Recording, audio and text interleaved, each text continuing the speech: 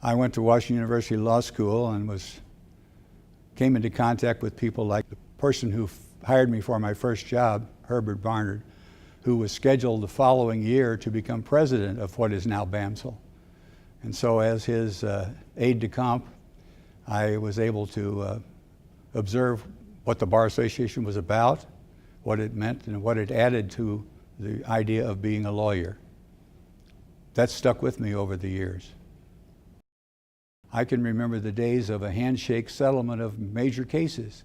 That would be unthinkable today. Every dot must be dotted and every T crossed, and in order to protect all parties to the litigation, if it's a litigated case, and if it's things that used to be simple, now require care and require a good deal of thought as to the ramifications of what you're doing. I see the negotiations taking a more rigid approach, whether you're talking about a lawsuit or whether you're talking about just a common negotiations for a contract. They're different because of the requirements and pressures put on lawyers to do everything possible to uncover all possible things that might occur. One of the reasons for the foundation is to improve the administration of justice.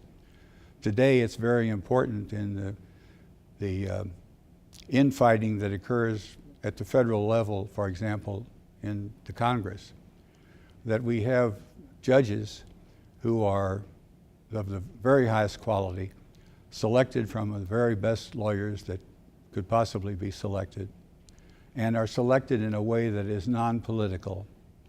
We've gone to bat in the bar on many occasions to preserve the independence of the judiciary. I think that is the most important issue facing the bar and the public today. We are to support administration of justice and education for the administration of justice. There are times when we've supported field trips to, I remember one to Memphis for a group of school students in middle school to visit the historic places involving Martin Luther King in Memphis. And that was very educational for them, and I know that. There are times when there are people who are in need of assistance in obtaining help when they may not qualify under some other federal program. And the Bar Foundation has given money to groups supporting abused women in their efforts. And we've also done work that helps to assist the program at Rams Park in connection with children whose parents, one or more parents, are incarcerated, and they will have no Christmas without some kind of assistance, public assistance. It seems to me that we have a real story to tell. It is more difficult to tell this year than last because the economy is not as good as it was.